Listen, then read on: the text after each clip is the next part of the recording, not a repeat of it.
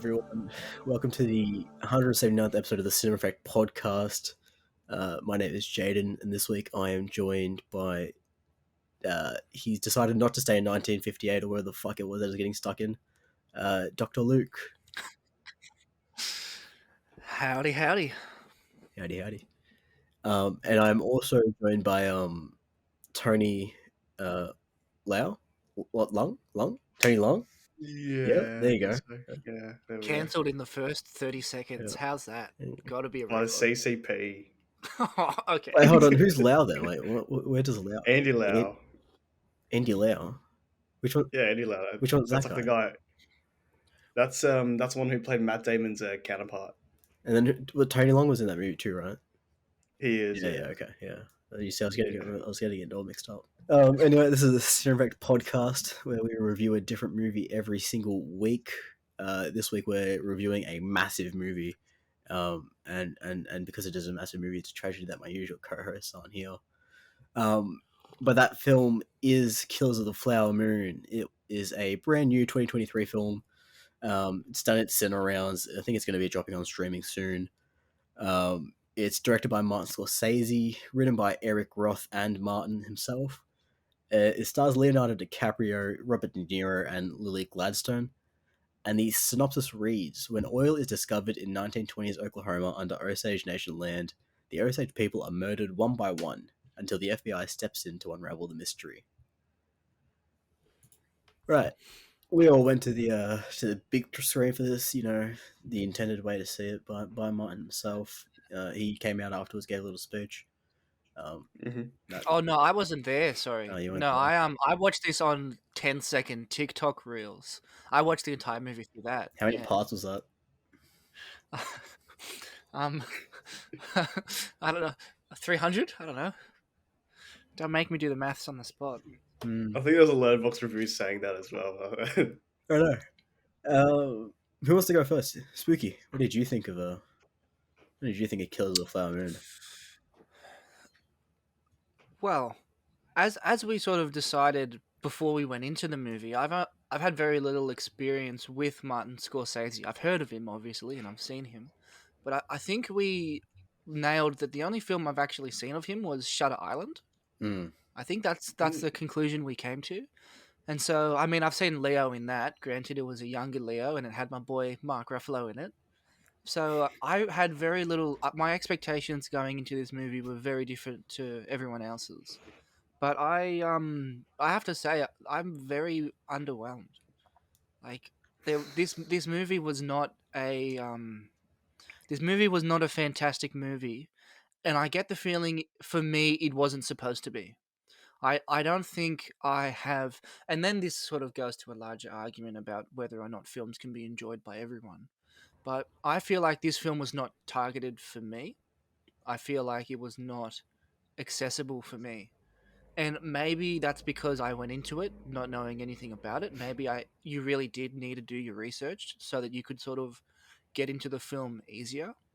But I think Andy, you were sitting next to me. How many times did my head drop while I was watching that movie? Like, I mean, I try not to look at you.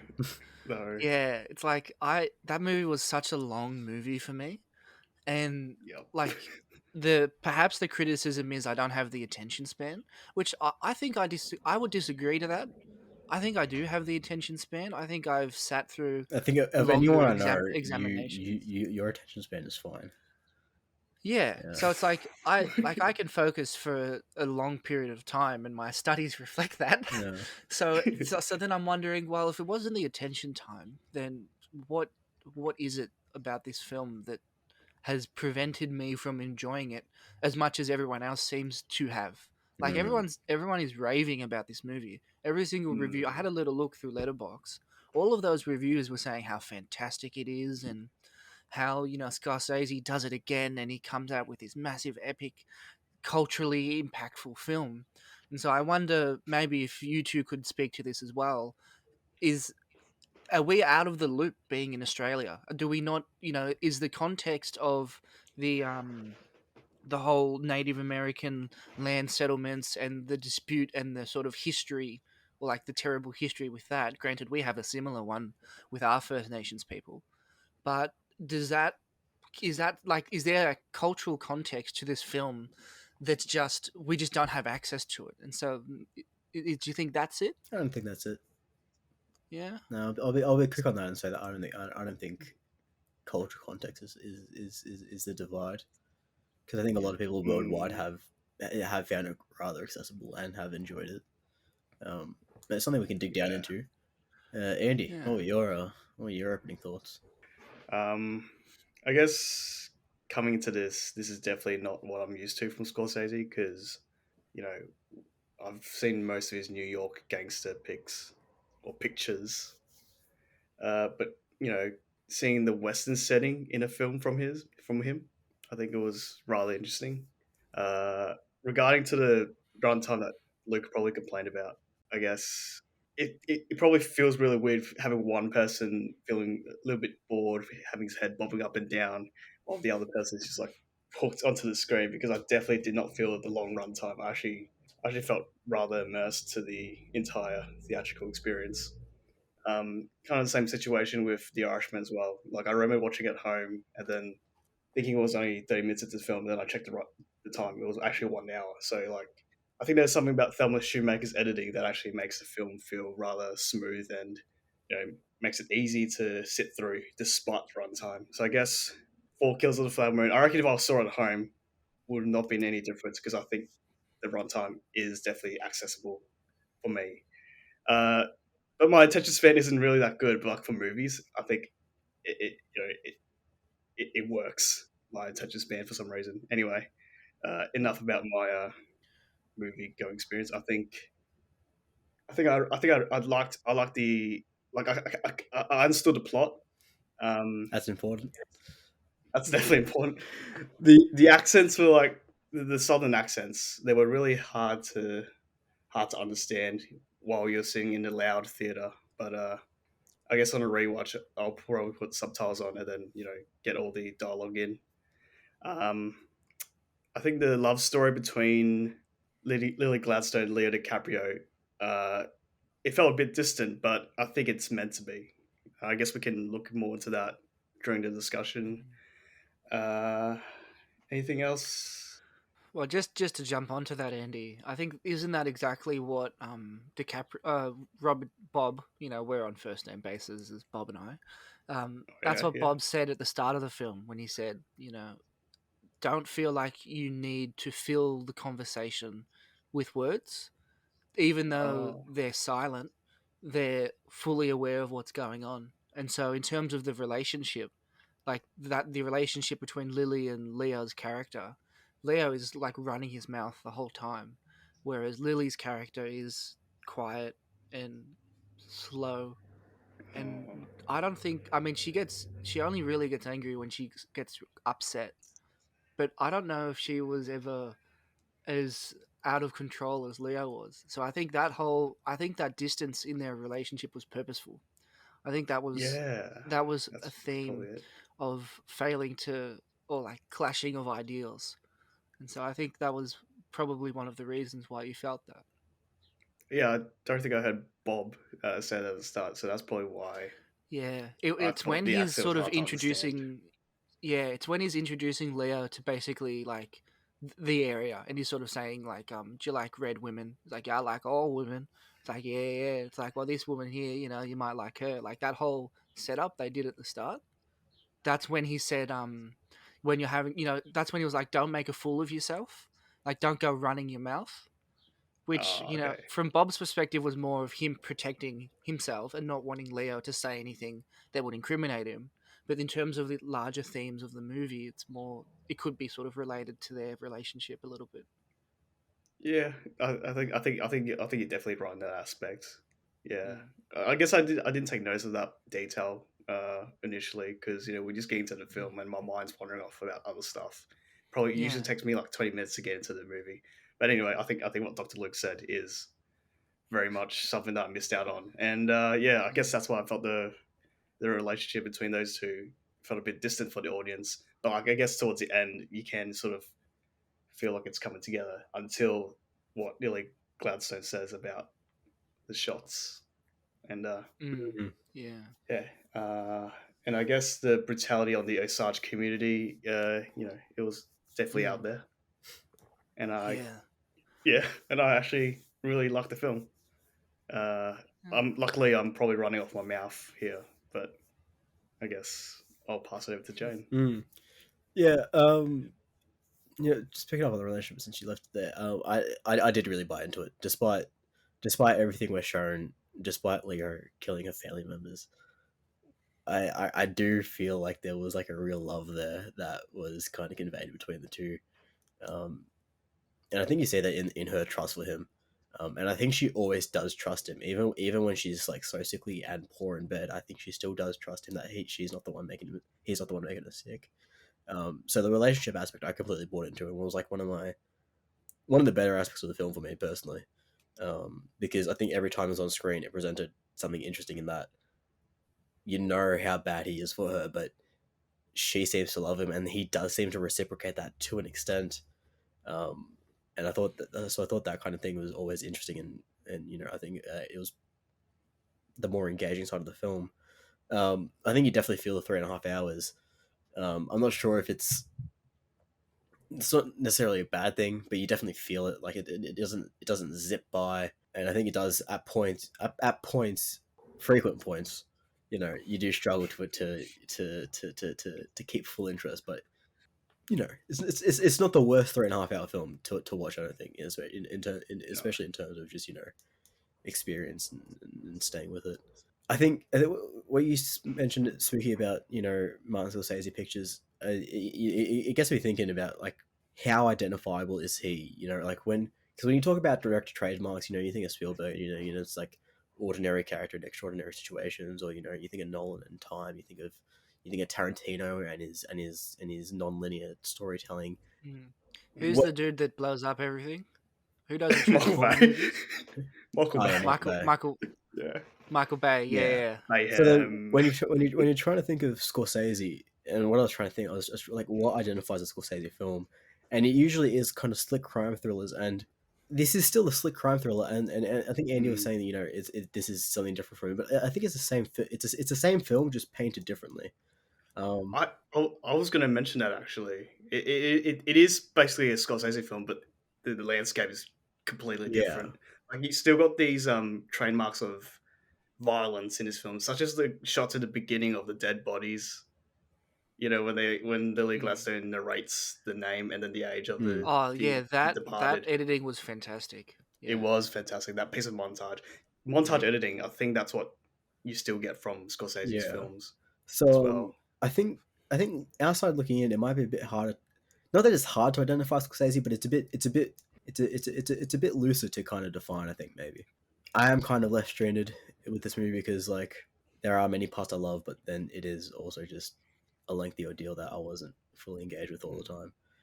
But I did love the music. I don't know if you've got anything to say to that, Sugi, because I feel like you would too. But this kind of thumping roots blue kind of like bass that kind of just perpetually like kind of fucking you feel throughout the film. I thought was brilliant. And then every now and then it kind of peaks with and you get some other like I don't know musical instruments coming into the thing, but that kind of constant rhythmic thumping of like that bluesy bass, I thought Yeah. was really effective. Yeah. All right. Where do we want to? Yeah, I did like I didn't I wanted to acknowledge the soundtrack. What like as not acknowledge, that's the wrong word. I wish I had noticed the soundtrack more in my viewing Same. experience. It was only really in the moments when they forced you to listen to it. Like so mainly I'm thinking of the end credits Mm, when it's the bird's eye view of the drums going around in a circle. That's forcing you to listen to the music because that's what the action is on the screen. It's drums playing and people dancing around it. So in that Correct. context, Yeah. you're sort of forced to listen to the music.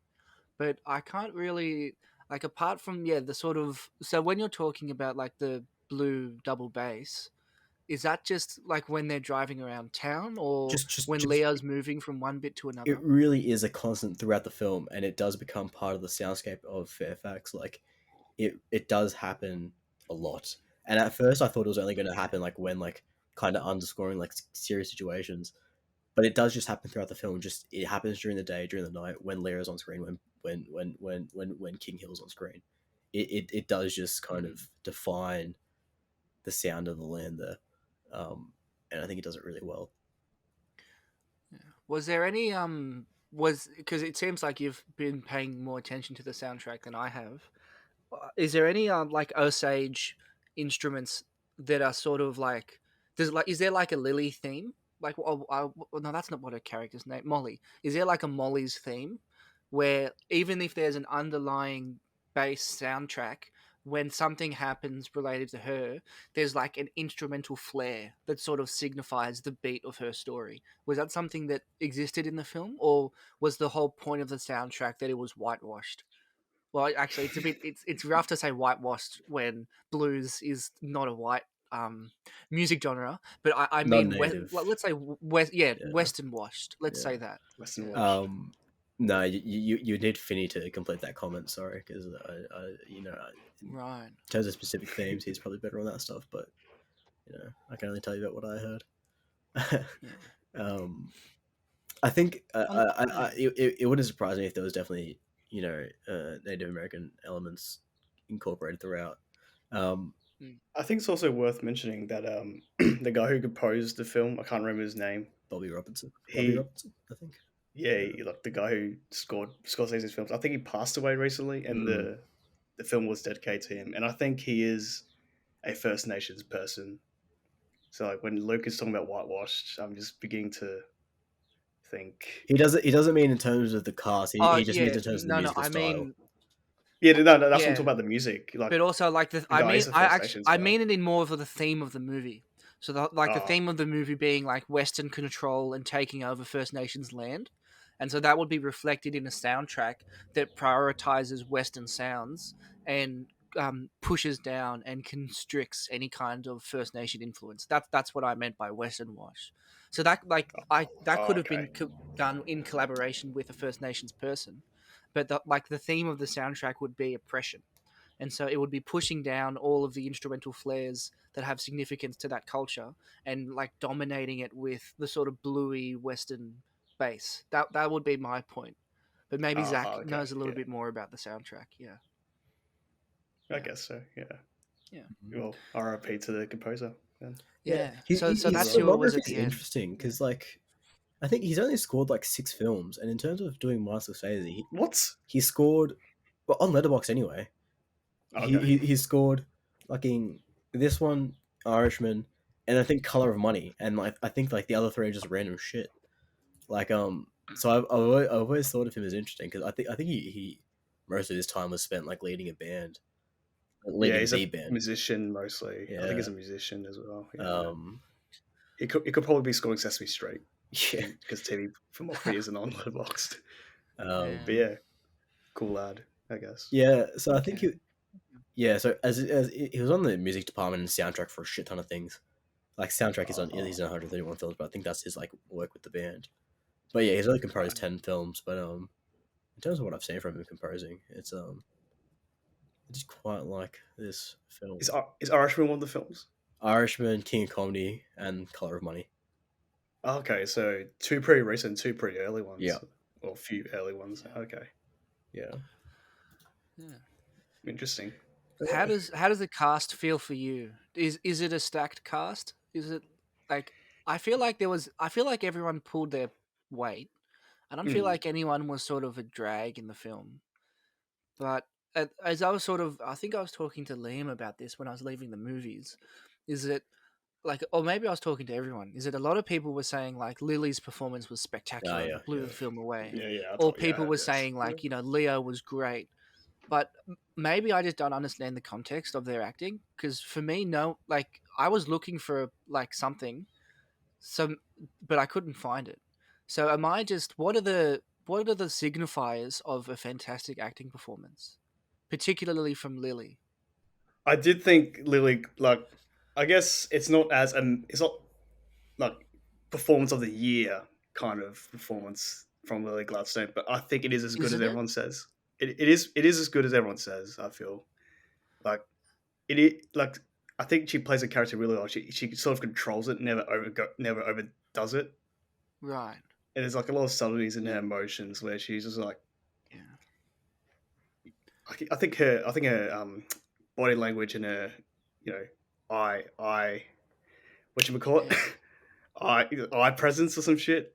It is top notch. Like, I just like looking at her. She was really good So playing her she role. like controlled all the scenes that she was in and sort of visually dominated them. Basically, that's what I'm trying to get at. Yes, thank you Right. for finishing it up for me. Whereas for Leo's performance, I thought he's the weakest out of the three. I thought it kind of Yeah. felt like the same performance as he had in Shutter Island. I disagree with Uh, that. but he's still good. He is still good.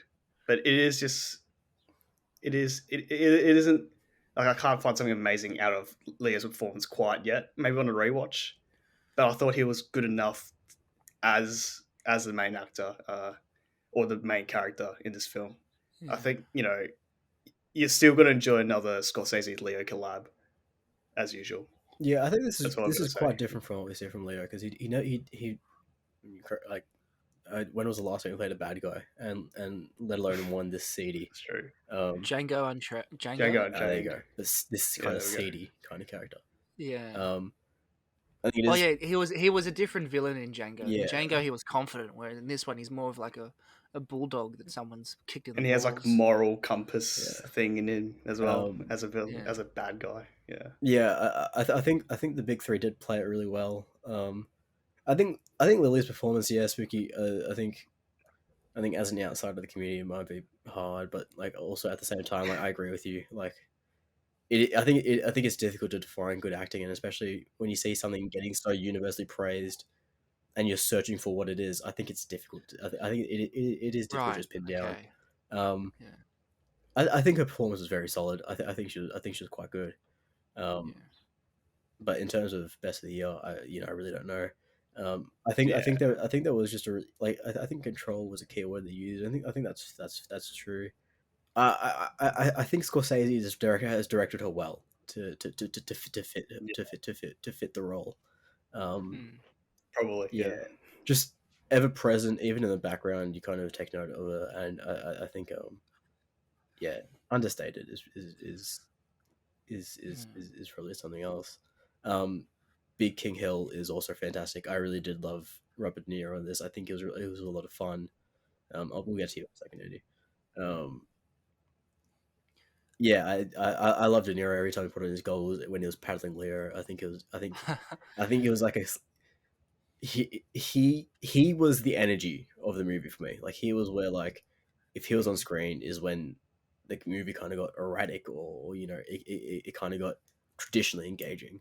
Um, whereas Leo I think was quite solid in just delivering this off Erratic, no like off his usual kind of divergent, tangential. yeah, tangential character to his typical profile, Yeah. I will say. But- And I think the strength of the acting comes in the relationship that they build, and like I was saying at the start for me, like how much yeah.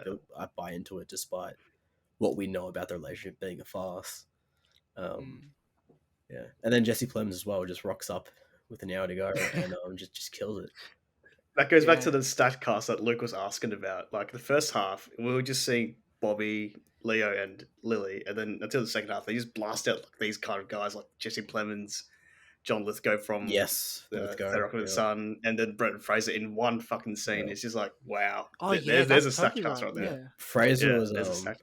Fraser was another Mm. brilliant one for me. And like I think I was saying Yeah. to you guys how like when we're outside of the theater, like the way that he just kind of immediately comes in the courtroom when he stands up and he grows with the room and you feel his power. Yeah. It's a real like kind of representation and extension of King Hill, and the way he grows and dominates and just instantly changes.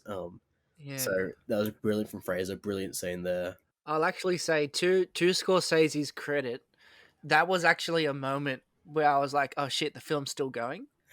Like it actually woke me up a little bit because I was sort of Yes, like, I "Oh, it's noticed. the Yeah, court scene. We're about to be done." But then like this massive rise and this like Fraser sort of not yelling, but like just demanding with his voice and how you said Jaden how he just like lifts himself up in the scene. it's like, there's still more to this film. Like, it sort of brought me back in when I was sort of fading out a little bit. Mm. Yeah, he's got that huge command Mm. as like a, you know, his character in general, I Yeah, I guess. think the Yeah. camera does a lot to help him because it kind of like swings in a Yeah, bit dude. underneath, and it just kind of helps him when he gets up. Mm. Yeah. Yeah. What's it called again? Low. Oh fuck. No, Low rise or something. I don't know. Low rise. low angle. Yeah. Oh shit! I do media. This I is your can't remember. stuff, Andy. This is your jam. See, that's how lazy I am these days. I just watch films. I can't think anymore. Anyway, yeah. Was Good, Fraser's good camera work. Fraser's voice wrong for the location? For the period, yeah. I was gonna mention that actually. Like, Yeah. because like he sounded like Brendan Fraser to me, whereas everyone else sounded like someone from the 1920s. He might just be like a city lawyer that King Hills Oh uses money to bring that down. he's sort of he's Yeah. pulled in from somewhere else. Yeah. Okay, that makes sense. Yeah, this is you brought this up before, Jaded, and I think it's when we're talking about the themes of this movie and oppression and like the dark history that America has shared. It's a really important question that as film goers we should ask ourselves, and that's if you were bent over a table by Robert De Niro on a scale of 1 to 10, how much would you enjoy him paddling you? Now, I think we could go around the board and discuss our reasons. I'll hit you with a bit of trivia first. De Please do. Niro did genuinely paddle DiCaprio in that scene. It is real contact. But he was wearing like padded pants, but like like he was told like hit him at full strength. Which I mean, like De Niro's like 80, so you know it's probably like fucking 1 kilogram per fucking whatever that physics thing is. 1 kg per second per meter squared or whatever the fuck. Kilogram per meters per second squared. Yeah, that one. Momentum. Yes, it was probably very little momentum in it because he's frail and 80, but still, it looked hard. Yeah. Well, did it? I didn't think it looked as hard, but I think I just have a flawed sense of someone hitting someone because of all the CW shows I've seen, where like they hit and they all like fly over. Because like I watched him paddle and I was like, ooh. And then I was like, oh, is it too bad? But then like he fell on the floor and I was like, is that acting or is he actually quite sore in this moment? Have you never been paddled? Not with a bat. Spanked. There was one time where the There we go. cut. But was that something about that scene that I wanted to talk about, and I guess this sort of speaks to De Niro's character is weird emphasis on the Bible. So it was like there was like a close up on the Bible, and then so I'm assuming he's like swearing on the Bible, and then he says take the Bible off, and then he paddles him, and then he puts the Bible back. Is that supposed to be some kind of metaphor for him disregarding commonality to pursue his own gains or something, or is he suggesting that he's more powerful than God in how he's essentially created this town and financed it and all the power he has? Or was that just him showing was that him in a strange way still showing respect? And so he said, well, let's take the Bible off because the Bible is sacred. But then is that supposed to juxtapose against his treatment towards First Nations people? Where's Liam when you needed him? Because I think he needs a Bible. Yeah. I'm not sure about this, but like we are shown that it is like a Masonic kind of building, and I think the implication is that they're part of like some kind of Masonic brotherhood. And I thought it was a church. Oh, sorry, I thought it was a bank. I'm pretty sure it said Masons on it. Did it? I'm pretty sure it did. So church. Okay. And I think they do have some kind of link with religion. I don't know about how deep it is and how and about this stuff about. Well, there was a church because that's Molly said, "Are you Catholic?" And he goes, "Yep." And he's like, "I don't see you at church." That's another interesting thing. The fact that they're actually Catholic and not like Baptist or Presbyterian, whatever the fuck they are over there, because Catholics are not the biggest I think Christian group in America. And the fact that it's a like obviously we're showing that the Osage and the whites do interact, but the fact that it's a shared church still surprised me quite a lot, and the fact that it's Catholic as well was interesting. Wait, was it a shared church? Because I only As saw. in there was no segregation. Yeah. Well, is that because what they kept saying, like whenever anyone would try to go to the bank, they need their representative or they need their. So is that why they're allowed in there because they have their representative? Is that why there would be a mixing in that church? Like there's a church Yeah, I don't and know. then they let them in, or is there like Well, a? I think we see Lily talking to the pastor like alone at the start, like Oh, prior that's to true. Yeah, yeah. yeah, I yeah. think it is just a good Yeah. old liberal thinking It's left leaning yeah. town. It's like you don't really want to call them progressive, do you? Yeah, Do no. you? Um, Yeah. What? So, Andy, let's talk about De Niro. I'm assuming you've seen quite a few of De Niro's performances, and maybe Jaden, you Mhm. can speak to this as well. How divergent is this from the character that De Niro plays? Has he played this character before? Um, I can't recall from the um, top of my head, but this is probably the first time I've seen him do a different accent in a film. he's Because yeah. usually he sounds like himself in most of his roles in Scorsese's films. Right. Oh, but like just in films in He general. has had his share of villain roles, and this Yeah, is still playing a gangster, which he's done plenty of times. Like I think the Untouchables he played a villain. he did play Al Capone, yeah. Yeah, Al Capone. Yeah, Okay. He I do think back to his kind of Goodfellas type role, I guess a bit. it does feel similar to the one in Kills of the Flower Moon actually. Yeah, But, like Ray Liotta was the main character, and here Leo is the main character. And Robert De Niro sort of sits back, but like still has that strong presence about him yeah, in sort of like a role where he has to sit back a bit. And I think he did a good job in that aspect, kind of similar to Goodfellas. yeah. Um, Mm. yeah. It's I did find I did have a lot more fun with this De Niro performance than his Goodfellas or some of his other ones. But yeah, Same actually. it's not as atypical as what Leo was doing. Okay. Yeah. I definitely thought his performance Kills the Flower Moon is a lot stronger than Goodfellas, which is probably something that not many people agree with, considering they have like a sort of nostalgia with Goodfellas as one of actually the best Scorsese film that everyone probably has seen. Yeah, I'm a Goodfellas hater, so I don't take that stance. Good for you, Jane. Yeah. Yeah, no, but like crazily enough, just from this discussion, I think Killers of the Flower Moon is kind of similar to the performance he had in Goodfellas for some reason, Mm. because he is that second main character. Yeah, I guess I liked him I think seeing him sit back a bit. in like, I'm fine spoiling because we talked about it on the show quite a few years ago. But in Goodfellas as well, doesn't he feel like he's being greatly wronged by Ray Liotta, right? And so there's that same kind of sense of like this main character is like he like because yeah, Ray Liotta still goes on to testify and like he outs like the whole Oh, that is so like similar. What the hell? there are quite a lot of like kind of strings you can draw across between Goodfellas and Killers, surprisingly. Mm. Yeah, that is the similarity. Like I saw a parallel between those two films about the relationship between De Niro and the main character. Yeah.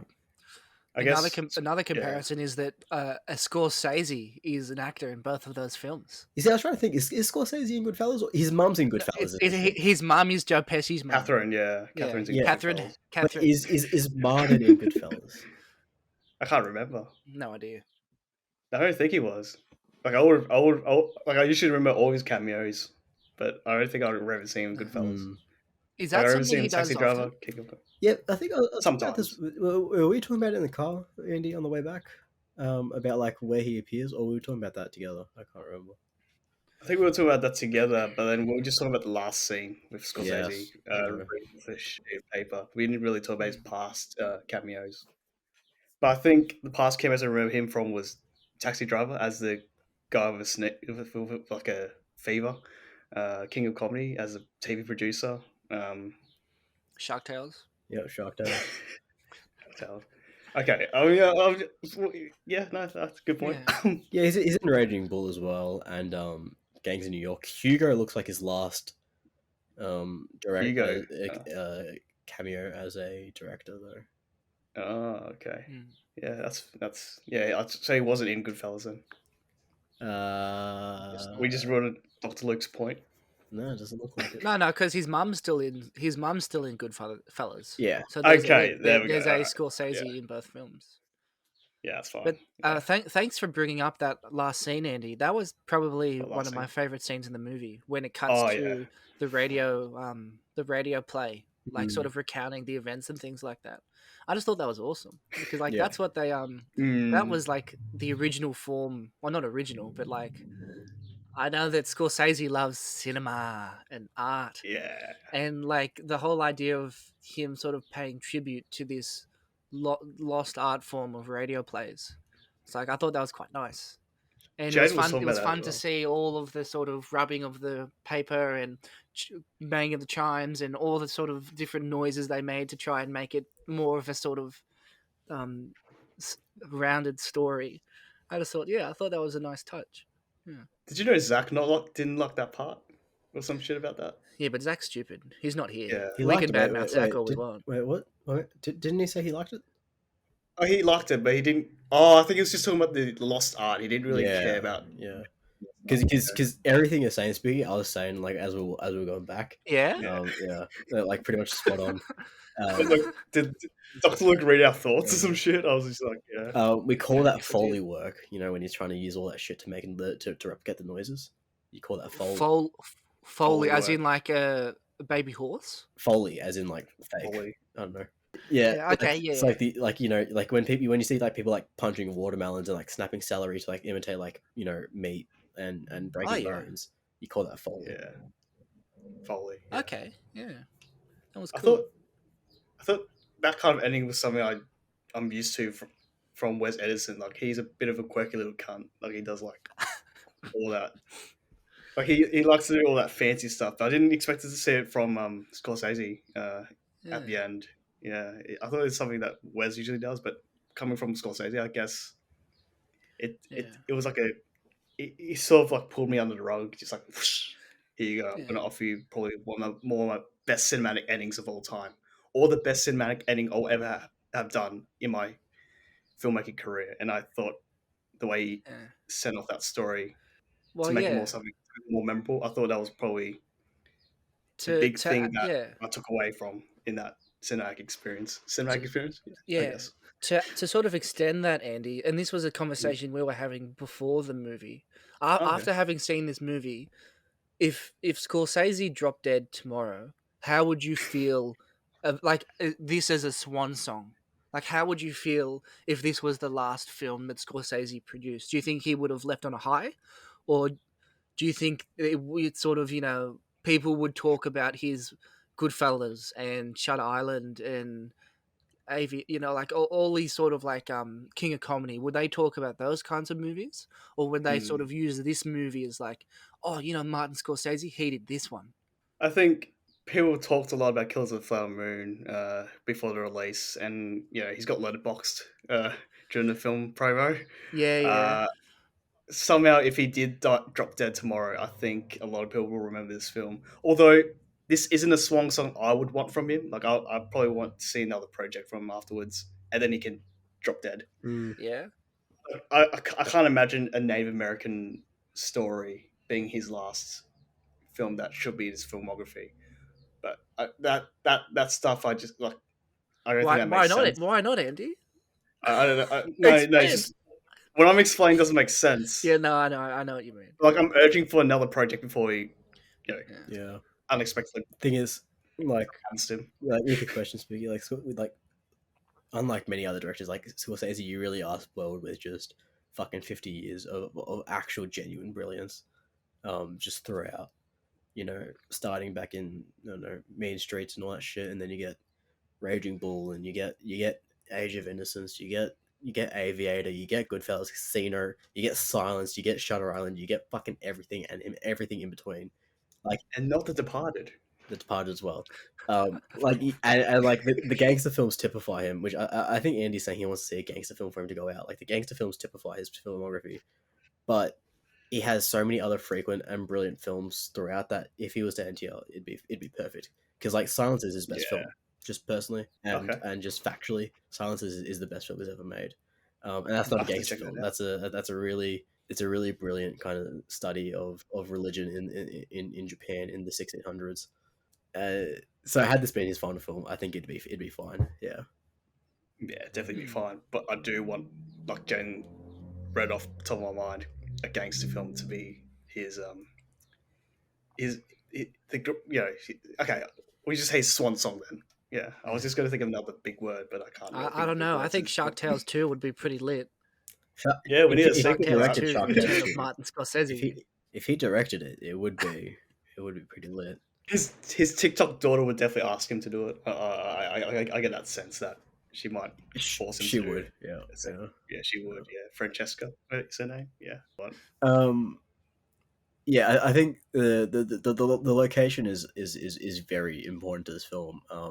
Just in terms of identifying the place, but also the struggles. Like, um, you know how it is down here. It's I assume it's the same up there, where the Osage people are very much their own people compared to the Cherokee or the Chickasaw or the Merrihawks or whatever. Um, so in establishing Fairfax, um, I think they did a fantastic job of showing this native location that has been, you know, westernized, whitewashed, whatever you want to say. Um, but I think they did just a brilliant job of building the actual town. I don't know how much of it was set, how much of it was location, what was what. But I think there was a great authenticity to Fairfax and to the surrounding areas that I really loved. Yeah, you got anything to say about that? Set dressing, you know, just locations and stuff. it looked cool. Yeah, I mean, Yeah. it just seemed so. I didn't seem spectacular. Like it wasn't. I No. don't think I. I mean, Yeah. I bought it. Like I didn't think it was fake or anything. But there was nothing about the setting that made me think, oh, this is a fantastic place to shoot a film. Like maybe like there was no shot in the movie except for maybe one of the opening shots at the start when it was like pointing at the oil fields or something like that. But there was no point in the movie where I was like, oh, that's a really good encapturing of the landscape. It was just sort of in the background the whole time, like Mm. consistently throughout the film, but you know, nothing too spectacular for me. But then maybe that's just I just don't know what to look for. I guess the only spectacular thing was the oil uh, being used in the film, and that's pretty much the only thing I Mm. got out of the set, out of the production design or the set Yeah, designs.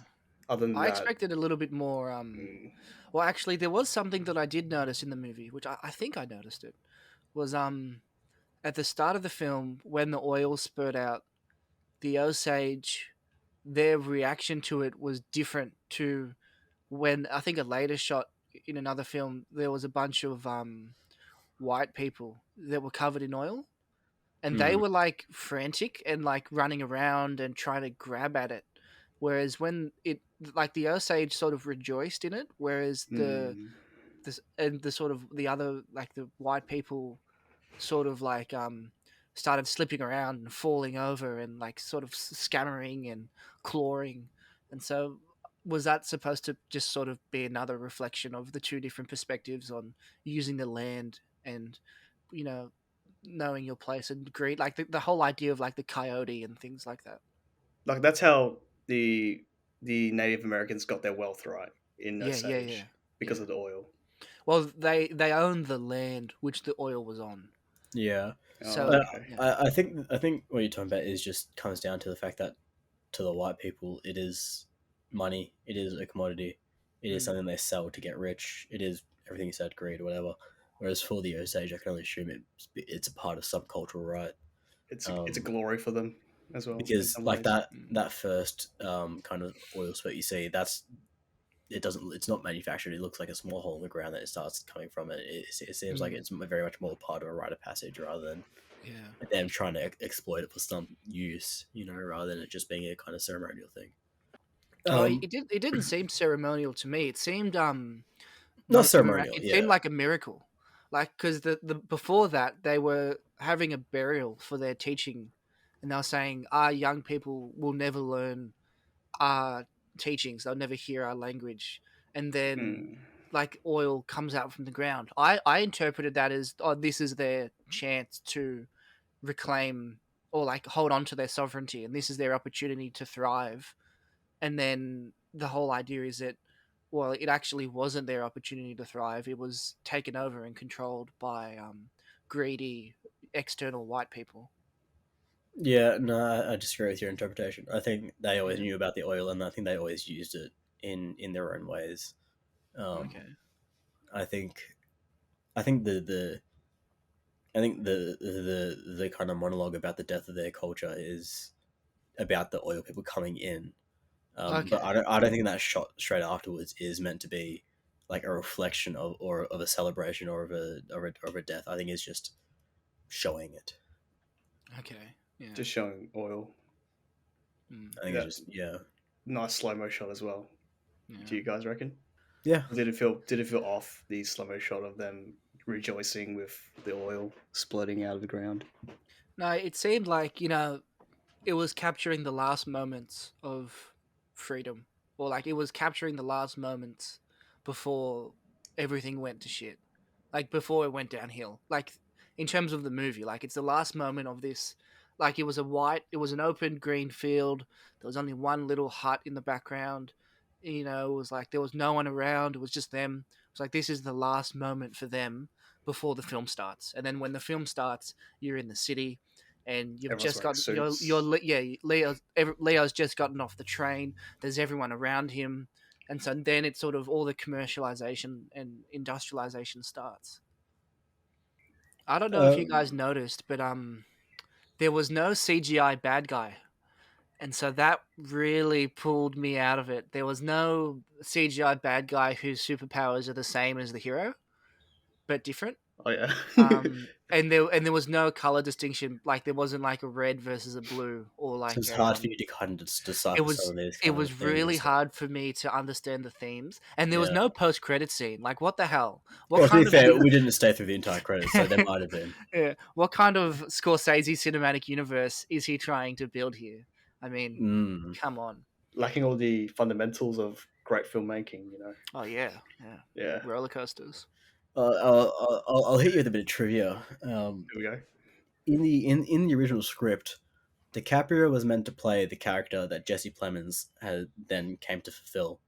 That's because the original script was far more about the actual FBI investigation and the founding of that, before it was changed into this focus on the love story between DiCaprio and Lily Gladstone's character. Mm. You got any thoughts about that? Well, so they did change the script because Yes. this was Yeah. a conversation we were having at the end of the cinema where I was saying they they changed the script, but then we didn't know if they changed the script or they changed from the original source material. Yeah. So they did change the script. So they initially adapted the source material more faithfully, I guess, but then yeah, they did change the script, and then when it shifted, DiCaprio said, "No, I don't want that role anymore." I can't remember if he said, "I don't want that role," or if it was written. The change was written with him in mind, Okay, changing yeah. character as well. Yeah. He's like, actually, Martin, I would really like to look like a bulldog who's had his testicles removed with like a sad pouty face the whole movie. Do you think we could make that happen? He said, Leo, I've got you, my friend. I got a role for you, mate. Yeah. I guess what Jane mentioned in the trivia, I guess that probably was the best thing for Scorsese, changing from the original material. I guess I couldn't see Scorsese making a film about a group of FBI's, looking into the Osage murders. I guess it's way more interesting if it's told from, I guess, Ernest's perspective, and then put into a love story with one of the sisters in that Hmm. Osage community. And I guess if it was an FBI being the main character, it wouldn't feel like a main Scorsese archetype. I guess that's why it kind of changed it to, Nah, you not know, like The Departed. oh yeah, nah, yeah, Mm. yeah. No, but jokes aside, I guess the change did really feel effective in a way. And then, I guess if people saw a Scorsese film about FBI, I don't think people would be interested. People want to see, a bad guy with a moral compass, and then he can, you know, go face to face with his uncle towards the end, and have a conflicting love story. I guess that's all the suitable ingredients for a Scorsese picture.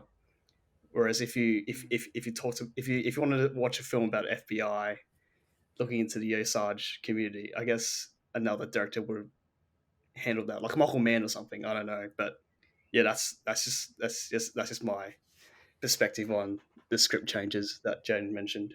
I mean, do we need another FBI film? No, we don't. Yeah. Absolutely. Do we need this movie? Yeah, I reckon we did. Jesus, Spooky, what a fucking loaded question. Like, It's an important movie in terms of Native American representation because there isn't a whole fucking lot of it. And to have such a high profile director come in and tell a story from their perspective is cool. I know there's a lot of issue taken with it as well because it's not a Native American telling the story, but they got to take what they can get because I mean Exactly. this is brilliant kind of representation. And it is all Scorsese knows as well. It Like, is this is the way faithful. It is non-malicious. It is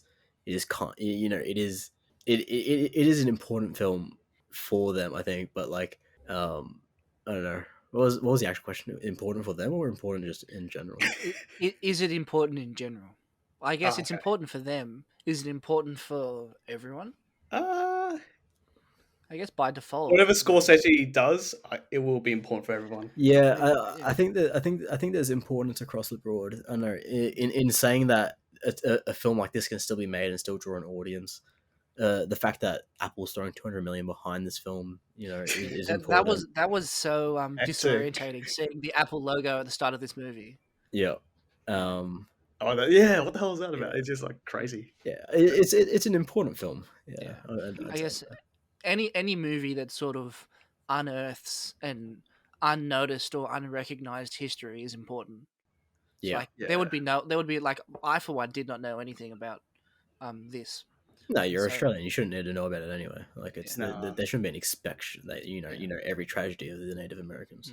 We don't know many tragedies in America, to be honest. Like, why should we? But it's good that we got to learn off Killers of the Flower Moon, I guess. Mm. I think I was going to mention something as well. Like if it had been in the hands of another filmmaker or a filmmaker of Native American origin, I guess it would just be like plain Oscar bait. I think Scorsese is way too smart for that, and I think his final product is genuinely probably something that every cinephile will be happy with. You know, like The thing is, conviction behind every shot, every frame. the film never would have come around that way because it was okay. Because the source material was adapted, and it was changed. Like I don't think other filmmakers, because Scorsese, I don't know, Scorsese does have an actual script credit. It's not just he came in as a director and he rewrote. Oh yeah, he co-wrote it. Yeah, with he Eric. has an actual script credit, and like I don't think with another filmmaker you get this story in this way at all, because I don't think anyone else would have really bothered to even like try and shift perspective. Yeah, I guess you're right in that way. But then you're just playing what ifs, I guess. So you can just a lot of what ifs, and I think we're overthinking it. But yeah, Spooky. What if?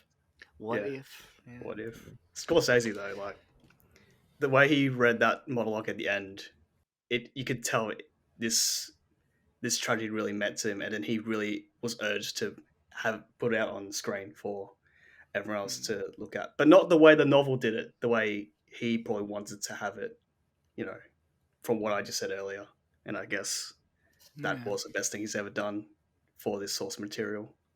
Just it's not faithful, but it more so reflects on how he wants people to see the Osage tragedy, not just it's faithful in a different way.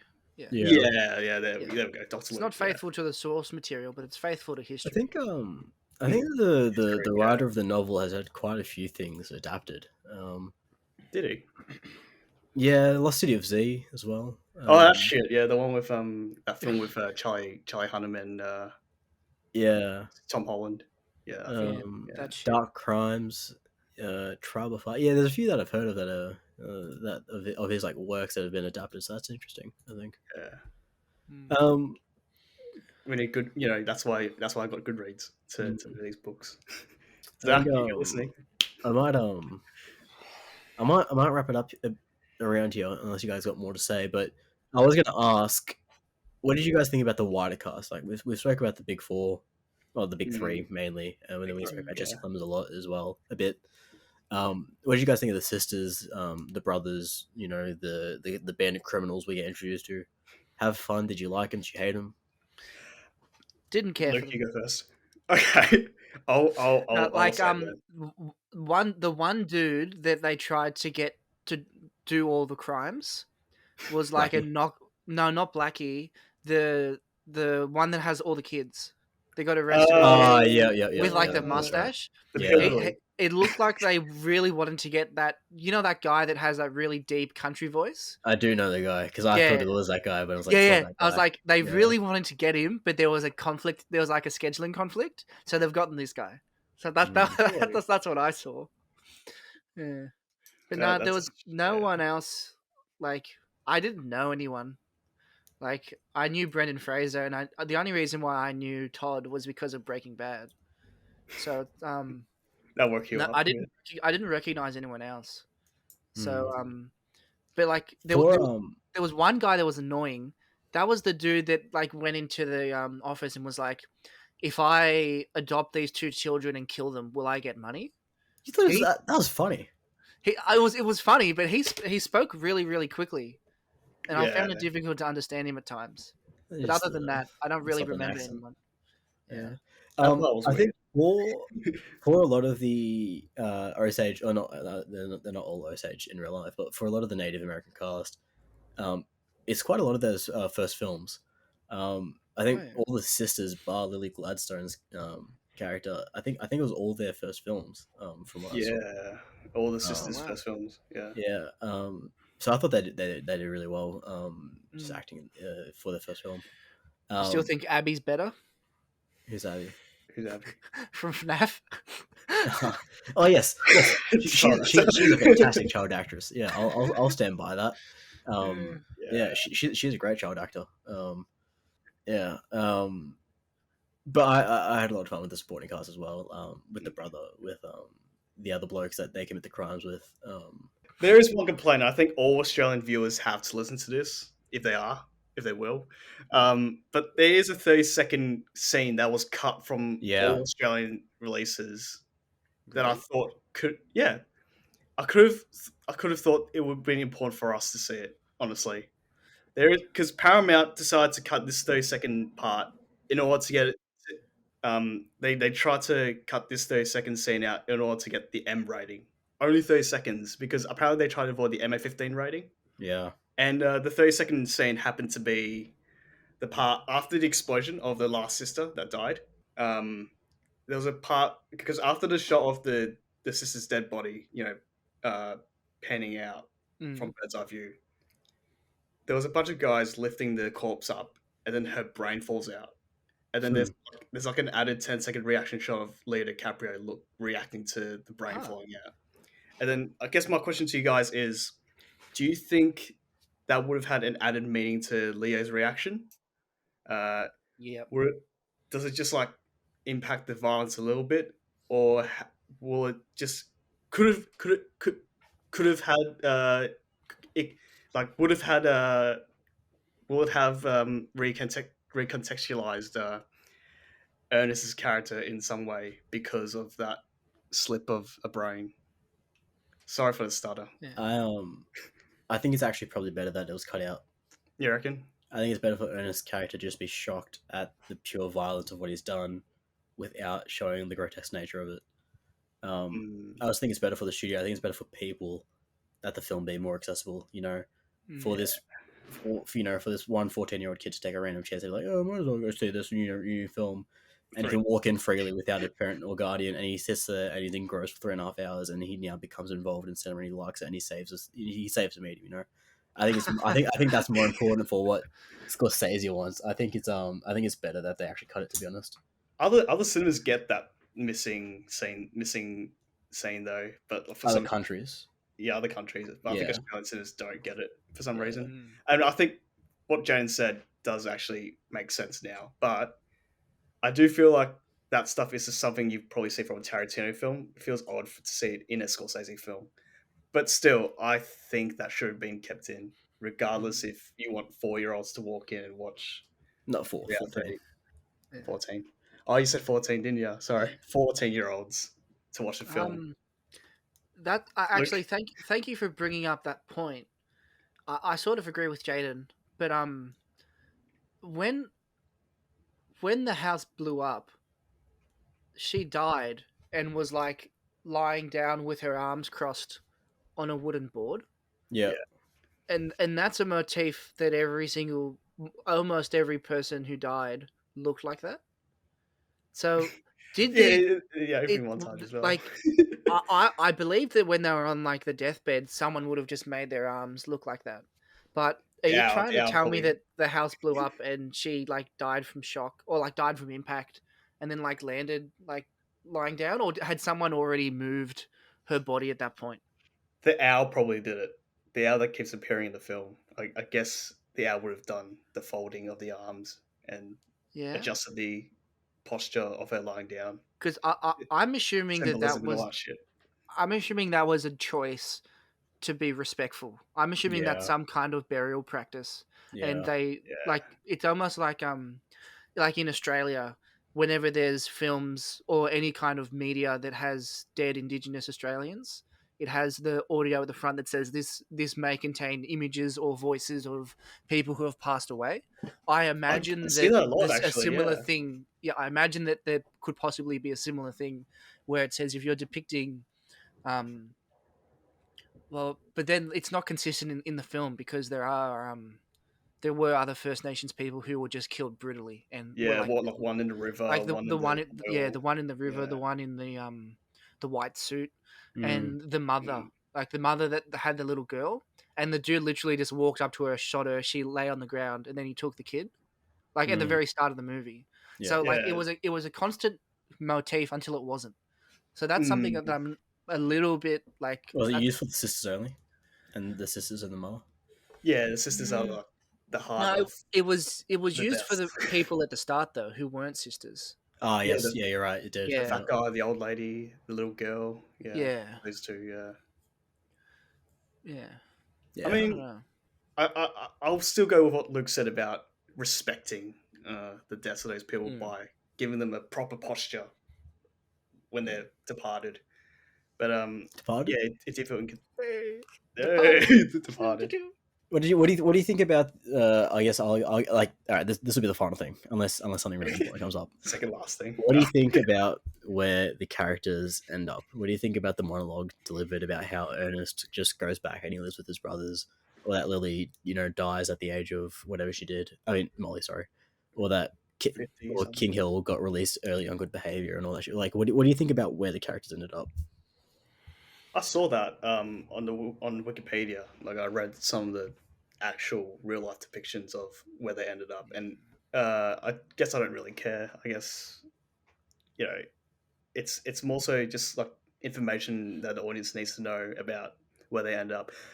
I think it's very impactful that like there's that famous adage in film where it's show don't tell. I think in this aspect it was very impactful that he told us and did not show us.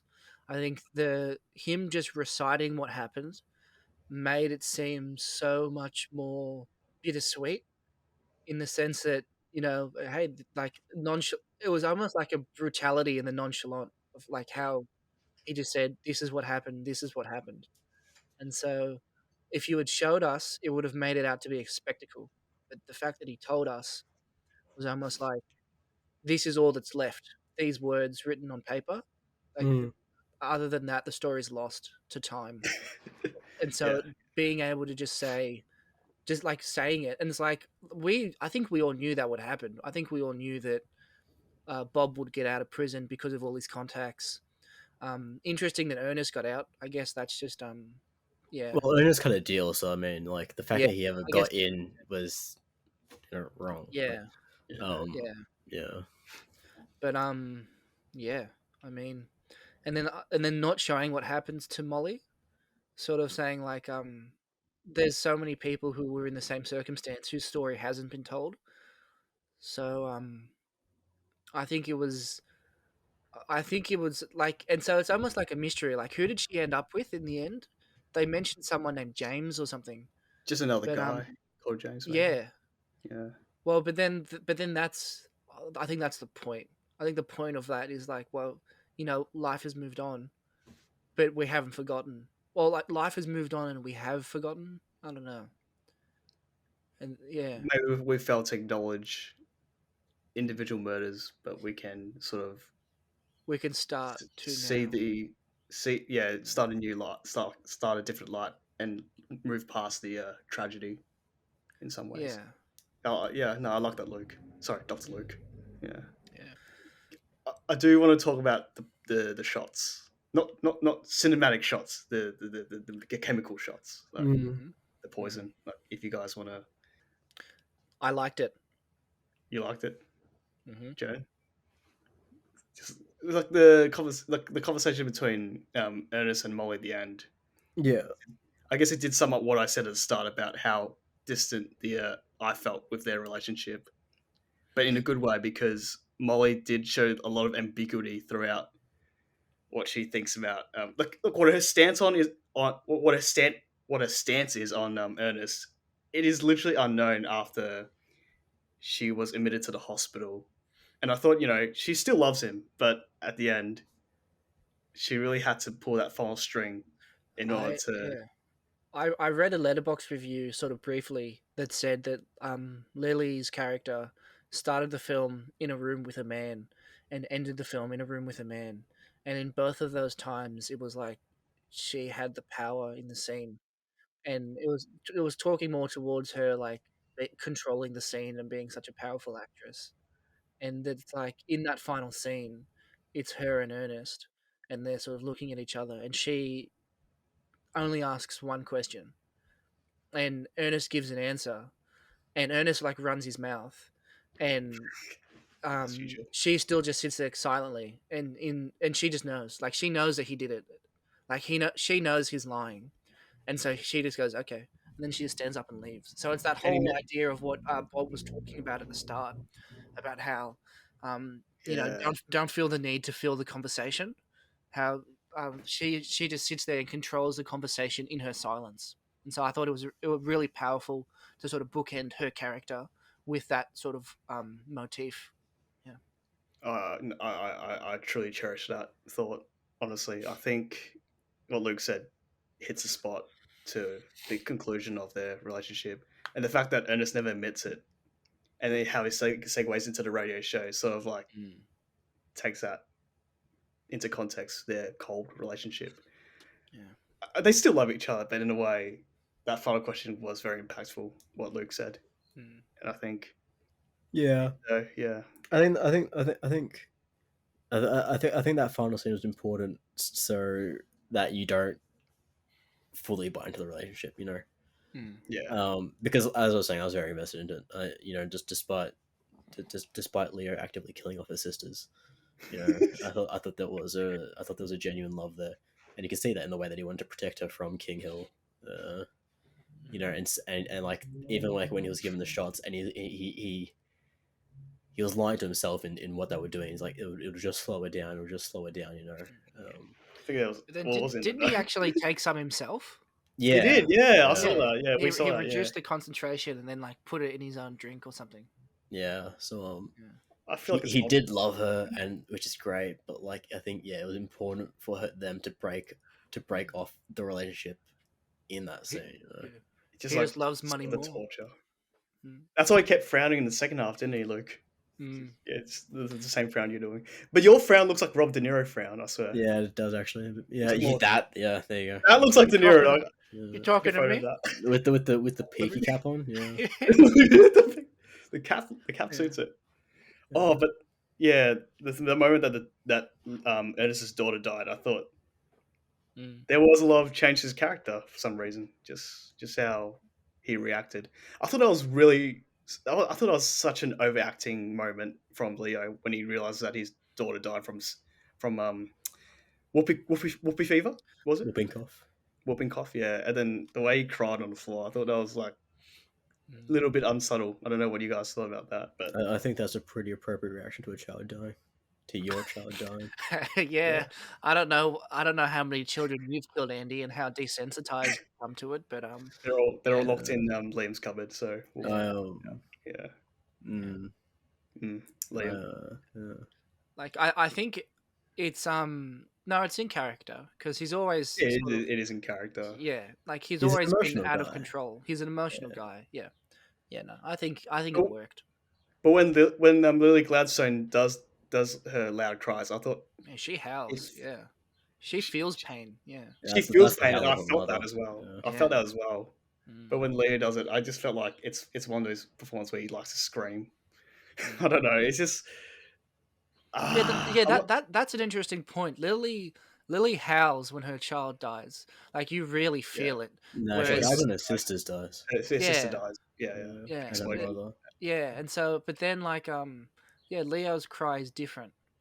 Yeah, But it feels like it feels like his other performances when he cries. yeah, It's probably I don't more know. pain for him, right? Whereas Molly's character's like pain for her sisters, whereas his is pain for him more. Like I'm sure he's still sad yeah, about his child, but if it's like Yeah. it's more of a pain of like oh, my child, mine. Like, mm, when you guys asked about what makes a good acting performance, this is where I'm coming to with Leonardo DiCaprio. Honestly, I don't know what a good cry should sound like, but I guess maybe on a rewatch, the cry from him in the prison cell would probably work. But you know, yeah, we'll see. I don't know. yeah. We'll see. I I guess this comes from a person who thinks Leonardo DiCaprio is a bit overrated. Maybe that's why I made the point, Yeah. but maybe you guys don't want to hear it. So let's move on. Right on. Spooky. What do you think of the final scores of Killers of the Flower Moon? I think you've turned me around. Really? I think I went into this podcast thinking not much, but then we've had such a rich, deep discussion about its themes, its impact on people, its impact on cinema, the craftsmanship of Martin Scorsese, and I think it deserves a 4 out of 10. I knew that was coming. 6 out of 10, I Um, thought. No, never I mind. think I gave Little Women 4 out of 10, didn't I? Or did I Nah, give You it six did out of ten? I think it 6 was out of 10. six. Yeah, It's Yeah. a bit no. higher then. I'll give it 5 out of 10. Okay. Yeah, 5 out of 10. It was Uh, okay, but it not for me. I think I can appreciate objectively some of the craft, like the craftsmanship that's gone into it, and the themes that it has, and its impact. But I have no personal relationship to it. yeah. I have no intention to watch this movie again. Um, it's Yeah. it's come and Right. gone. Like yeah, like movies. Some movies stay with you. For me, this movie I don't think will stay with me. So I think 5 out of 10. Yeah, fair. Andy, where are you thinking? No, I definitely loved it. I loved how the relationship was depicted. I love the sinister behind De Niro's character. Everything else, I kind of just felt engaged completely. What Luke said about don't try to understand a conversation, don't feel it, just feel it. Is that what you said, Luke? Um, don't try and fill the conversation. Don't try to With feel the that, yeah, that's conversation. like the Phil. theme. Yeah, fill. I, Thinking about that more often, I think it was effective, and it was probably a safe way to view this film. I guess that's what rewatches are for sometimes. Anyway, I think it was. It probably has to be in the top 5 of 2023 for me, and I'd probably give it Oh wow. 9 out of 10. I don't think I got anything else to add. I think it's just Scorsese, pursuing people to see this at the cinemas for 30 minutes. I think that's probably one of the most admirable things that we've got for a long time. I don't know if I should try to compare two big blockbusters this year, like Oppenheimer and then this, but I guess I'll talk about that some other day. I don't know. Yeah, good film. 9 out of 10. I think Oppenheimer is currently sitting on a higher rating on IMDb, And Letterboxd as well. and Letterboxd as well. Yeah. The difference between the long Yeah, run but time. that's because it had the places. Sloppenheimer. You know. Oh yeah. Well, yeah, Oppenheimer. actually, there you go. That's actually a great thing for Spooky, because Spooky at the start was talking about like his attention span and like just long films and big films like this. And he loved Oppenheimer. Yeah, Oppenheimer was designed for him. It's designed for you because you're a physicist, Spooky. Yeah, yeah, that's a Um, fantastic yeah. point. Yeah, And this film just isn't designed for you, I guess. And then and Luke I think the soundtrack in Oppenheimer was better. I mean, obviously, it's Louis Göransson, if that's how you pronounce his name. Ludwig. Ludwig. Yeah. Ludwig. Yeah, I think I'll chuck a 7 on it. I think it probably is Scorsese at his best, but yeah, I think it is.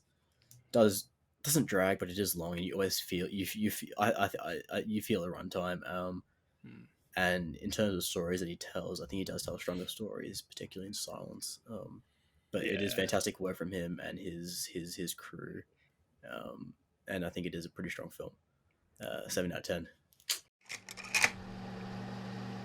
Have you ever thought about starting your own podcast? Let me tell you, if we can do it, anyone can. And that's thanks to Zencastr. Like a lot of other podcasts out there, our show is recorded over the web every week. But trying to record a podcast with platforms like Zoom and Discord can be an audio quality disaster. I'm sure you've heard some of the podcasts I'm talking about with long delays, sound cutting in and out. It is not pleasant. Zencastr captures studio quality sound for all of your guests right from your web browser. Zencastr's multi-layered backups ensure you always have your recordings in the highest quality, even if the connection is unstable. And with Zencastr's all-in-one platform, you can create and distribute your podcast to Spotify, Apple, and other major destinations all in one place. Go to zencastr.com/pricing and use our code CinemaEffect to get 30% off your first month of any paid plan. That's zencastr.com/pricing with promo code CinemaEffect with an E for 30% off today. Feel a sense of Zen with Zencastr.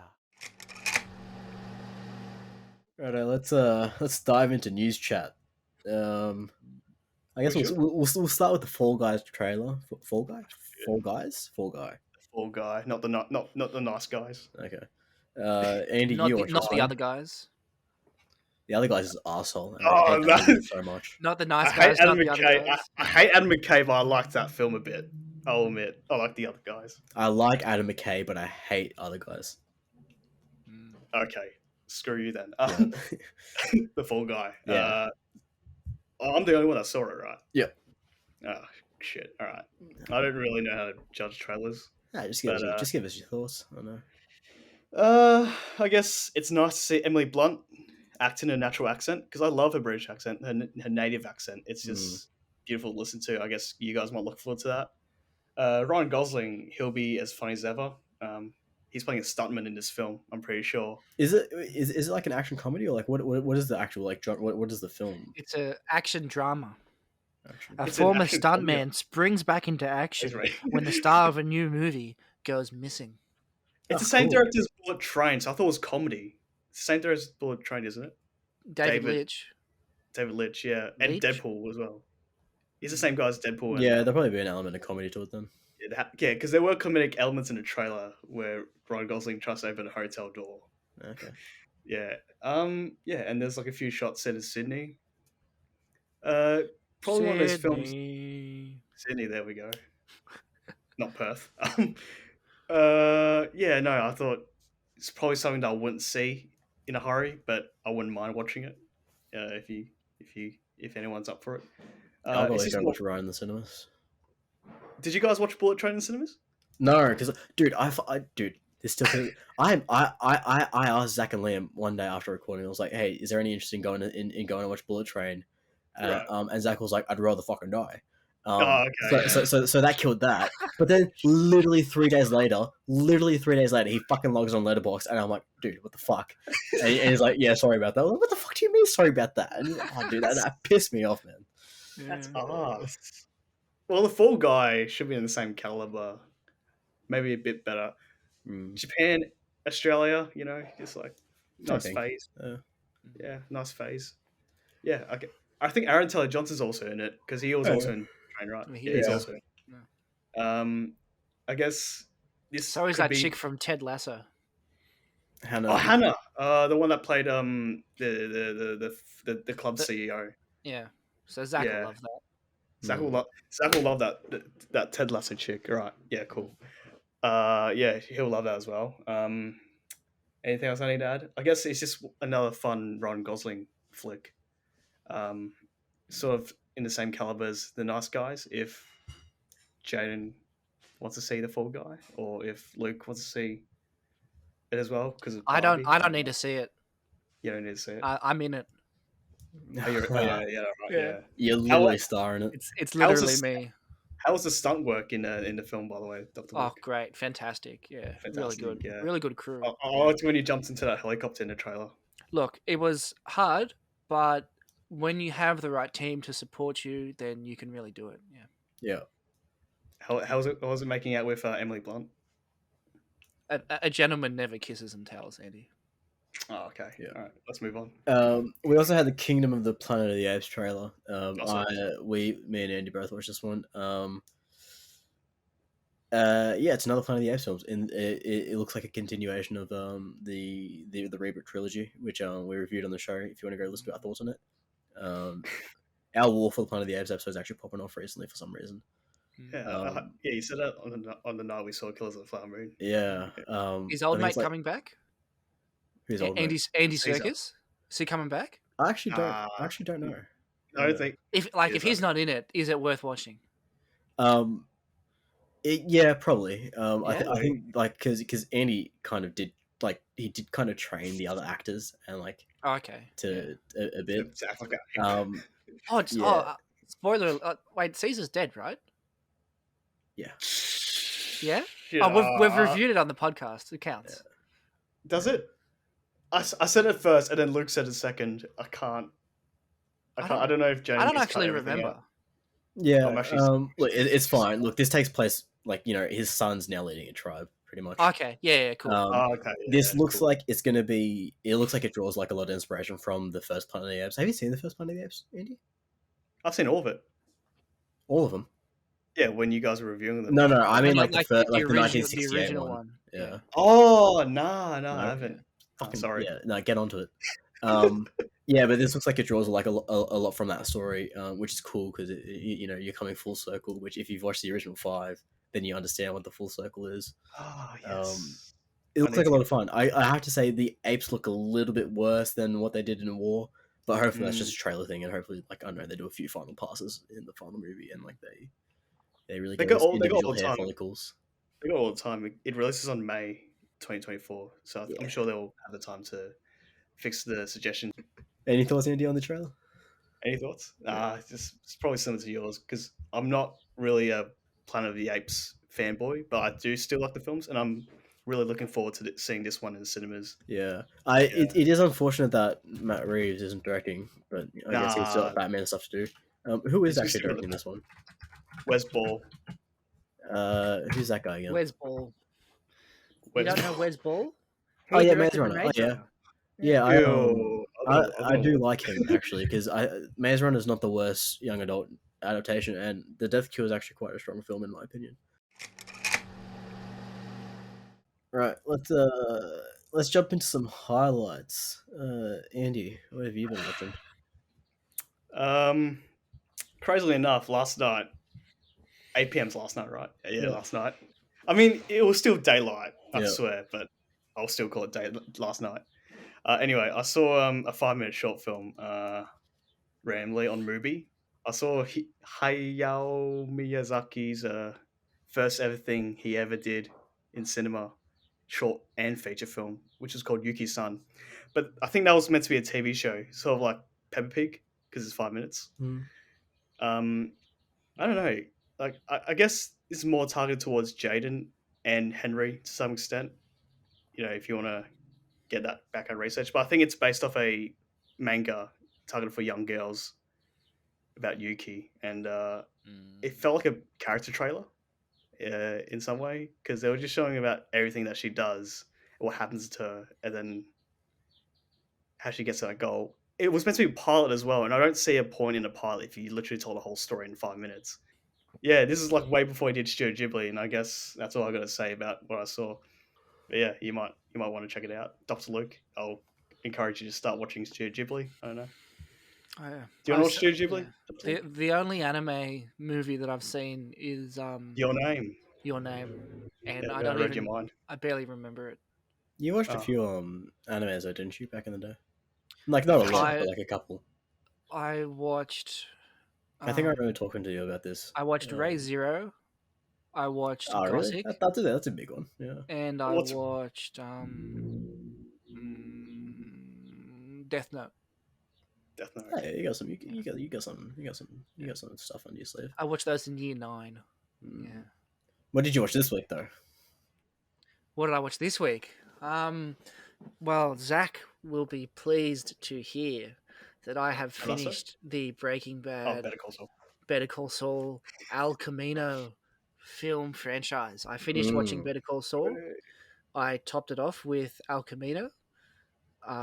Very satisfied with both of them. Both products are very, very good. Yes, Andy? I got a question. It's a sequel to Breaking Bad, right? Better Call Saul is largely a prequel. Oh no, I'm talking about El Camino. Sorry, El Camino. El Camino is a sequel. Yep. Oh, not a Okay. sequel. It's a continuation. It's a Breaking Bad story, but it's set after the events of Breaking Bad. Oh, Yeah. okay. So I suppose I've got to ask, what's Walter and Mike's involvement with the feature film? I'm afraid you're going to have to watch the entirety of Breaking Bad to answer that question, Andy. I have seen the entirety of Breaking Bad. Oh, you have? Well, it's set. Have you? I have, yeah. I saw Breaking Bad, all 5 seasons. Yeah, but let's not spoil it because some Yeah. other people haven't seen it. Yeah. It's Anyway, nice to see that. Yeah. I've watched those. Jaden. Are you going to say FNAF, Jaden, or are you going to say Yeah, something well, else? yeah. Okay, so I'll leave that for you, and I'll chime in there. I've been watching Loki. So Loki season 2 is out. Best Marvel show that's like it's as good as the first season, and it is much better than everything that has been put on Disney Plus from Marvel for a long time. I agree with you about Okay, it being the best Marvel show season 1, but apparently it's debuted like 39% lower than what season 1 has.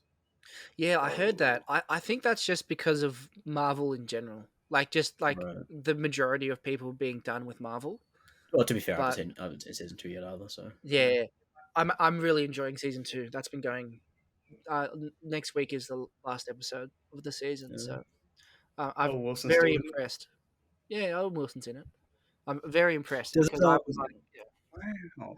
does it feel like does it feel like it was meant to be one season, or does it feel like 2 separate seasons? it feels like 2 separate seasons. Yeah. Okay. Yeah. Hmm. Yeah. And it feels my opinion of a lot of the Marvel shows is that they try to do too much in too little time, which Yeah. makes everything rushed. This second set, like I think that's why Loki stood apart from everything else, in that like Loki season 1 was really well timed, and they Yeah. did everything really well. And it's the same again for season 2. Season 2, like I think I was worried that they were going to try use it to like set up everything that's happened because Quantum Mania failed, and all these other things have failed. So I was really worried that they were going to be like, this is the thing that everyone likes, so we need to get our entire like plot development in this TV show. I don't feel like they've done that. I feel like they've been pretty true to this is the story we were going to tell. It's condensed, like it's contained. It's not super huge. It's a pretty narrow story, and they've kept with it. They haven't tried to go too big, which I think Awesome. has paid off really well. Awesome. Yeah. Good to Jaden, hear what have Marvel you making been good watching? decisions. Good Yeah, for television. once. You don't get to say that. I just move on to myself. Wow. Ouch. Actually, I don't know how Zach usually does it. Sometimes he just cuts me off and just starts talking. I don't know. Starts battling Well, Spooky, we actually, and a few of our Hmm. other mates that aren't here Yeah. today, unfortunately, because they're bastards. We got to see the brand new, awesome, biggest movie of 2023, best movie of 2023, Best FNAF. picture, actually. I think it's Oscar nominated. I For think sure. I think it's they've got a strong campaign going there. Yeah, Scorsese was really upset that FNAF and Killer Moon like released like 2 weeks apart. He was Yeah. really, really upset about that, and so I think Yeah. he's quite All box office has nervous. gone to FNAF because it's just the better film. It actually has. It actually has though. It has. It's the biggest. It's the biggest opening for Blumhouse. It's the biggest opening for a video game movie. Holy Yeah. shit. Yeah. Look, this movie does quite a lot wrong. I'm not going to shy away from that. Yeah. Look, I did have a lot of fun with it, and I did really like it. But I think its biggest sin is that it wasn't more faithful to the games. Not in that I'm looking for a movie of Mike sitting at like a fucking security desk looking at cameras for fucking an hour and a half. But they do have a really rich lore that they could pull from, and they can pull from at different moments. Because they already have done that where they've pulled different things from different games. And they could have just taken a few more things just to keep it a bit more game accurate, rather than creating this kind of like parallel kind of lore for the film only. but yeah, I liked watching Josh Hutcherson. I liked Shaggy. I liked the story. I liked seeing the characters come to life. You're right. It probably wasn't scary enough, but it is its own defined film, separate from the games, drawing from the games. And I did like it. Into 7 out of 10. Any quick thoughts, Spooky? Oh, Andy. Sorry. Well, Andy, you go. You had your hand up first. Just a question. I did hear a lot of people that have played the game did not like or enjoyed the film, but as a person that hasn't played the game, like I've probably not played any games anyway, will I be able to enjoy? You won't like the film, Andy. No, No, you would not like it at all. no. I just thought the reverse psychology might be effective. Yeah, People that play the game doesn't like it. I might like it. No, you gotta trust me. You won't like this one. Okay. It was fun. I wish there was more animatronics. I really wish they leaned much more into that. Yeah. But it was an interesting story, I guess. I think the actual the actual missing children story from the game is a bit stronger. And they could just put it a bit more faithfully, Yeah. Right. I guess now we hand the show over to you guys. I think is what Zach says. Does it? With our question of the week. With our question of the week. There you go. You can play the sentence. There we go. Last week we asked you what's your favorite film about social injustice, and as we're having our two most active responders on the show, we only did get one response this week, and that comes from Sir Kaz, who thanks Sir Kaz. But Zach says, not just my favorite, but the absolute best. This is an AI asked answer, by the way. Not just my favorite, but the absolute best film about social injustice is Todd Phillips' masterpiece Joker, a film so good it drew me to the cinema twice. It's not just about social injustice, but a whole society injustice, explored so expertly in the way that it reminded me I too live in a society like Joker, and should therefore be kinder to mentally challenged people among us like Joker. That scene on the train when the mum tells the kid not to engage with Joker really hits hard because he can't help the fact he has Peter energy. Feels bad, man. Plus the powerhouse lead performance from the Phoenix, which absolutely shut all over Barry Irishman's efforts in 2022. You already know the sequel's going to be picked cinema by the fact that it has a pretentious title I still don't know how to pronounce. And refuse to learn, so please don't teach me. It says please don't teach me in the thing. There you go. Thanks in advance. Quite a shit answer from Zach this week. But I do like the fact that he's pointing fun at the Joker for being a joke, but he does like the film quite a lot. I do know that. It's an ass film, by the way. Yeah. Todd Phillips. You take yourself so seriously, bro. Like, yes. Liam's not here, but we can guess what Liam was going to say because that was part of the question. Okay. Any guesses at what Liam would say, Andy?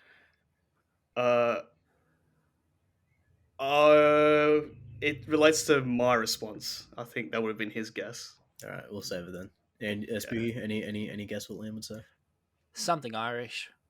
Either Bloody Sunday or In the Name of the Father. Bloody Sunday. In the Name of the Father is a good shout. Yeah. Oh, there we go. Has he seen In the Name of the Father? Has he? I don't know. I feel like he has. I feel like only Zach has seen it.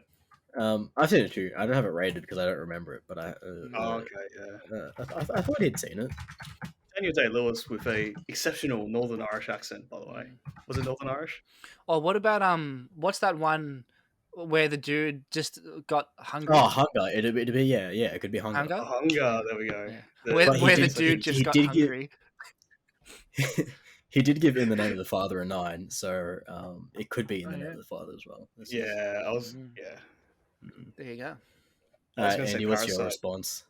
I was going to say Parasite because I thought that would have been Liam's favorite. Oh, I guess it's pretty obvious. And, Luke and I, and then you and Jaden, you and Liam have talked about it on the show. So I guess I'll cut off from there. But Parasite is definitely my favorite social injustice film and a way better film in 2019 than Joker.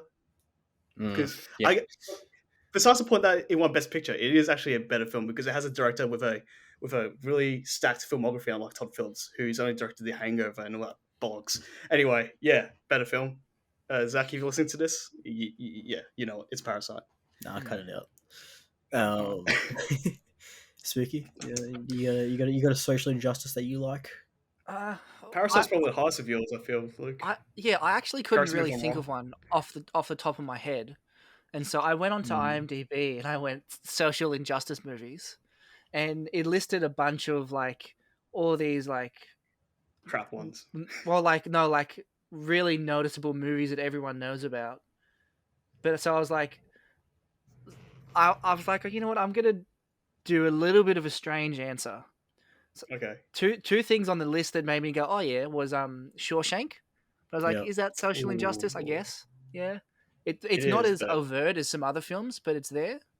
And then my mum I wouldn't pick don't that think I've answer. seen all of it, but In Time, when they were like when Oh, like time was money, I was like, that's a really cool concept. that's a Yeah. really cool one, but But then horribly executed. yeah, like there's issues with it, but the idea of it is like It's really, crazy. really cool. The idea was Um, really good. I agree with Luke. Yeah, I mean, I guess anyone could say Hunger Games and sort of get it, but and that's this pretty this recent might not count, on the but show. I'll defend it. That my answer is Harry Potter and the Order of the Phoenix. When Umbridge comes to the school and takes over and like destroys their entire education system and makes it completely controlled by the Ministry. That's maddening. That's so upsetting. You feel so angry. Like you are so upset with that character that it's like you feel so mad. And so like it's like social injustice in a different way. It's like educational injustice. And that hits me close to home. So I think that'll be Yeah. Okay. You saved it with that last point relating it to your education. That's yeah. Like because that's what I mean. It's like I yeah, feel like you are everyone an else was gonna educator. say the Yeah. proper. I feel like everyone else was gonna say the proper answers. So I was like, Mm. I'll go a little left field and say something. What about you know. As long what as about it's To Kill a personal to Mockingbird? Luke. You know. Oh, there we go. Yeah, but I like the book better. Fair, cares? fair. Yeah, that was a good movie though. I guess. Yeah. Great Okay. pick. Yeah. I think my answer's from the same time period as To Kill a Mockingbird, and it's obviously 12 Angry Men. Oh, I feel like that's 20 years earlier. Oh wait, was it? That's 10 years earlier. No, never mind. I think 12 Angry Men is 1957 or 1954 maybe. And To Kill a No, Mockingbird is 1960. Oh, it is. Oh, it is the same time. Yeah, 3 years apart. Yeah, Yeah. 57. You're right. Yeah. Yeah. Sorry. Yeah, just a brilliant film. I think Zach and Liam have spoken about it as well at different times when they watched it on the podcast. Just fantastic. Just one of the greatest films of all time. Oh, shout out to Rabbit Proof Fence as well. Oh yeah. Yeah. Does Ben Mendelsohn star in that film? No.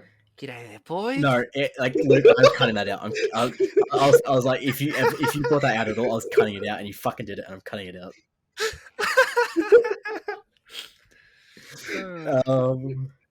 That's